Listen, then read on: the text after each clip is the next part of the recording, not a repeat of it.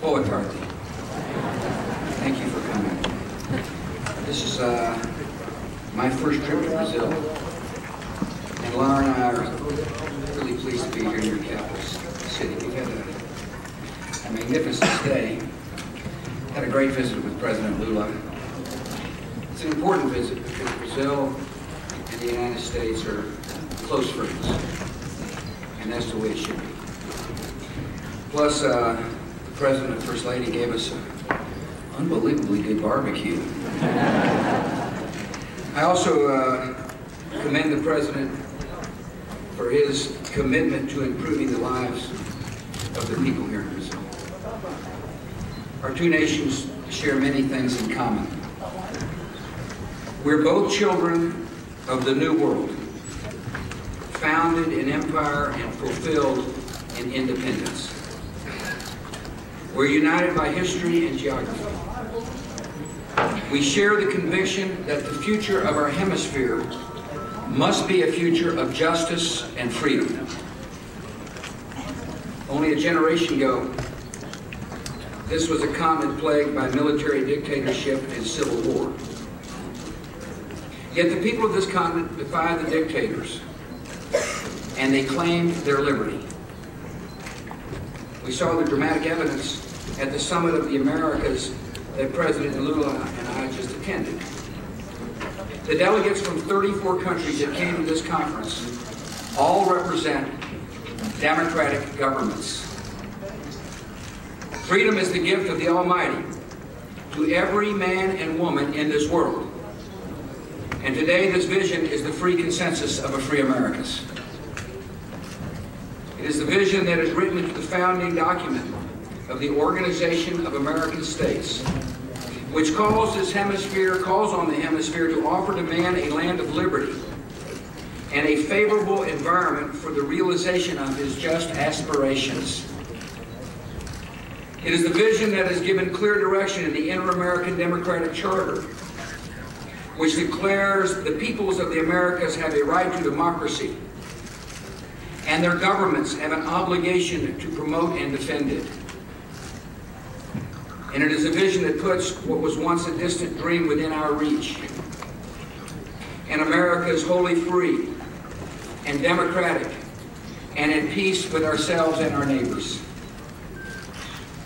As the largest democracy in South America, Brazil is a leader. And today Brazil is exercising its leadership across the globe. In Africa, Brazil is working to defeat the scourge of HIV/AIDS by partnering with America to improve treatment and care and prevention in Portuguese-speaking nations like Mozambique. In this hemisphere, Brazil leads the coalition of the United Nations peacekeeping forces, who are helping to restore peace and stability in Haiti. And here at home, Brazil aspires to set an example for the continent by building a just social order where the blessings of liberty are enjoyed by every citizen of this great nation. Ensuring social justice for the Americas requires choosing between two competing visions. One offers a vision of hope. It is founded on representative government, integration into the world community, and a faith in the transformative power of freedom in individual lives. It seeks to roll back the democratic progress of the past 2 decades by playing to fear, pitting neighbor against neighbor and blaming others for their own failures to provide for their people. The choices we make will determine which vision will define the Americas our children inherit. And we must make tough decisions today to ensure a better tomorrow. As you work for a better tomorrow, Brazil must know you have a strong partner in the United States. Like you, we aspire for a hemisphere where the dignity of every human being is respected. Like you, we believe that the poor and disenfranchised have a special claim on our attention. And like you, we know that we must make good on the promises of democracy. In the Americas of the 21st century, freedom is the gateway to social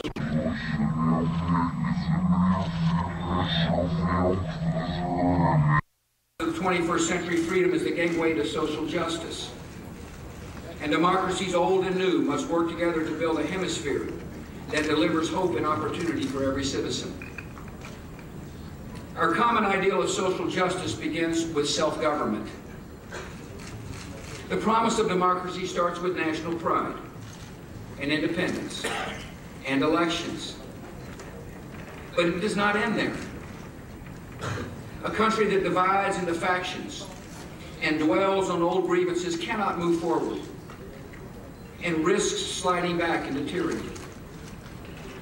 A country that unites all its people behind common ideals will multiply in strength and confidence. The successful democracies of the 21st century will not be defined by blood and soil. Successful democracies will be defined by a broader ideal of citizenship, based on shared principles and shared responsibilities and respect for all. For my own country, the process of becoming a mature multi-ethnic democracy was lengthy. My country's journey from national independence to equal justice for all meant overcoming the enslavement of millions and a 4-year civil war. Even after slavery ended, a century passed before the guarantee of equal rights under the law was finally made real. Racial division almost destroyed my country. And the citizens of the United States learned the false doctrine of separate but equal was no basis for a strong and unified America. The only way my country found to rise above the injustices of our history was to reject segregation, to move beyond mere tolerance, and to affirm the brotherhood of all people in our land. Each democracy has its own character and culture that reflect its unique traditions and history. Yet all free and successful countries share some common characteristics: freedom to worship, freedom of the press, freedom of speech, economic liberty, equal justice under the rule of law, equal citizenship for all, and the limitation of state power through checks and balances. Many parts of our hemisphere, these institutions of a free society are still young, and they are fragile. And we must ensure that they are strong for the tasks ahead. To deliver justice, the people must have confidence in their institutions. And we must replace the rule of man with the rule of law.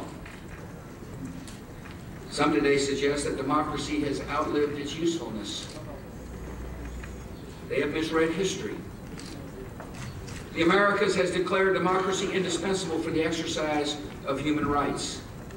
It is the only region in the world that imposes an obligation to defend democracy. For all the growing pains, it is a miracle of history that this young century finds us speaking about the consolidation of freedom throughout our hemisphere. We must continue our work to help strengthen the institutions of liberty, because we know that freedom is the only way to ensure that our citizens can lead lives of purpose and dignity. And without democracy, there can be no social justice, because only democracy offers a place at the table for every member of society. Our common ideal of social justice must include a better life for all our citizens. As elections and democracies have spread across our hemisphere, we see a revolution in expectations. In free societies, citizens will rightly insist that people should not go hungry, that every child deserves the opportunity for a decent education, and that hard work and initiative should be rewarded. And with each new generation that grows up in freedom and democracy, these expectations rise, and the demands for accountability grow. Either democracies will meet these legitimate demands, or we will yield the future to the enemies of freedom. The nations of this hemisphere have a moral obligation to help others. They have a moral obligation to educate their children and to provide decent health care. We have a moral duty to make sure our actions are effective. At Monterey in 2002, the world agreed to a new vision for the way we fight poverty and curb corruption and provide aid in this new millennium. Developing countries agreed to take responsibility for their own economic progress through good governance and sound practices and the rule of law. And developed countries agreed to support these efforts. My country has sought to implement the Monterey Consensus by changing the way we deliver aid. We've established a new Millennium Challenge account that increases aid for nations that govern justly, that invest in the education and health of their people, and promote economic freedom. Recently, we signed compacts delivering aid, Millennium Challenge aid, to Honduras and Nicaragua. This new aid will help those countries improve their roads and diversify their crops and strengthen property rights and make their rural businesses more competitive. And in the years ahead, under the leadership of Ambassador Danilovich, we hope more countries will follow their example. My country has also stepped up to meet the humanitarian challenges facing our region and the world by providing millions of dollars bilaterally, especially for education of the children. We understand that you cannot achieve economic prosperity and social justice without educating the children of a country. We also support the Global Fund for HIV/AIDS to provide care and prevention and support for those suffering from the pandemic. At the 2004 Special Summit in Mexico, the leaders of our hemisphere, including President Lula and me, made a commitment to provide life-saving treatment for at least 600,000 individuals by the next Summit of the Americas. We work together. We have shown our words are not empty promises. We have helped deliver treatment to more than 670,000 people in this hemisphere, which surpasses our goal of helping those with HIV/AIDS, and there is more work to be done. As we expand and improve aid, we're also working to improve the Inter-American Development Bank. Since it was established, this bank has played a major role in the economic development of Latin America and the Caribbean. But as the economies of the Americas further develop, the bank has to change with them. The beginning of President Moreno's tenure gives us a great opportunity to modernize the bank by taking better advantage of global capital markets and by tailoring the bank's programs to the real needs of the growing economies on this continent. The private sector is the engine of growth and job creation in this region. The bank must greatly strengthen its role in private sector investment, especially in small businesses, which are the backbone of a healthy and growing economy. I've asked the United States Treasury Secretary John Snow to work with his counterparts in the hemisphere and at the bank to implement reforms that will ensure that the bank better addresses the needs for economic growth and job creation. They will also discuss a range of options, including giving grants and debt relief for the poorest of nations. Increasing aid and relieving debt are important parts of our efforts to lift the burden of poverty from places of suffering. Yet they are not enough. Our goal is to promote opportunity for people throughout the Americas, whether you live in Minnesota or Brazil. And the best way to do this is by expanding free and fair trade. The United States, Mexico, and Canada took the first step with what's called NAFTA. And trade between our countries has tripled in a 10-year period. Our hemisphere sought to build on this example by committing ourselves to the free trade of the Americas that would eliminate barriers across the entire hemisphere. And I appreciate President Lula's discussion with me today about working to see if we can't make that become a reality. The United States has also made substantial advances toward the goal of hemispheric free trade through bilateral trade agreements with partners such as Chile. And 3 months ago, we passed through our Congress a trade agreement with the nations of Central America and the Dominican Republic that gives the people of that region jobs and opportunities that come with freer trade and more investment. And at this moment, we're working hard to advance negotiations with the Andean countries in Panama. by working for free, and I repeat, fair trade. Across this hemisphere, we will bring all our people into the expanding circle of development. We'll make it easier for those of us who live in this hemisphere to compete with countries like China and India. But most importantly, trade means jobs for people. The best opportunity to deliver the blessings of trade to every citizen in this hemisphere is the Doha round of negotiations in the World Trade Organization. A successful Doha round will open up markets for farm products and services and industrial goods across this hemisphere and across the globe. Under Doha, every nation will gain, and the developing world stands to gain the most. The World Bank estimates that if the Doha round passes, 300 million people will be lifted from poverty. We know that from history that developing nations that open themselves up to trade grow at several times the rate of countries that practice protectionism. And the stakes are high. They're really high. The lives and futures of millions of poor people across the globe hang in the balance. And so we must bring the Doha trade talks to a successful conclusion. The greatest obstacles to a successful Doha round are the countries that stand firm in the way of dismantling the tariffs and barriers and trade-distorting subsidies that isolate the poor on this continent from the great opportunities of the 21st century. Only an ambitious reform agenda in agriculture and manufactured goods and services can ensure that the benefits of free and fair trade are enjoyed by all people in all countries. We agree with Brazil that the agricultural negotiations will unlock the full potential of the Doha round. Your president has criticized the agricultural subsidies that the developed world pays to its farmers, trade-distorting subsidies that undercut honest farmers in the developing world. I agree with President Lula, and the United States is leading the way to address this problem.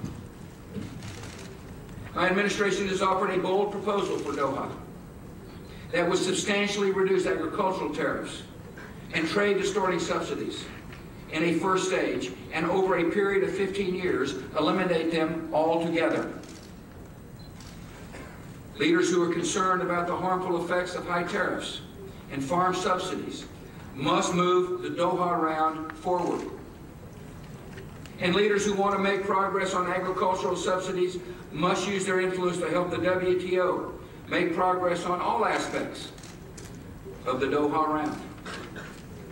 By completing Doha, we will help build an America that lives in liberty, trades in freedom, and grows in prosperity. Finally, our common ideal of social justice requires safety and security for all our citizens. In many parts of this hemisphere, drug lords and terrorists and criminal gangs corrupt democratic societies. When these groups are more powerful than the state, there can be no social justice. So the United States is working with affected countries to restore the rule of law and ensure the safety of ordinary citizens. We're working with the government of Mexico to stop the smugglers who traffic in everything from guns to human beings. We're helping President Uribe and the Colombian people defeat the cocaine cartels and narco-terrorists. We're providing money to help honest farmers grow legitimate crops. We're working with our partners in this region to stop terrorist organizations from using this hemisphere as a base to launder money and to provide support for their operations across the globe. By protecting the people of the Americas from those who operate outside the law, we strengthen democracy, we promote social justice, and we make prosperity more likely.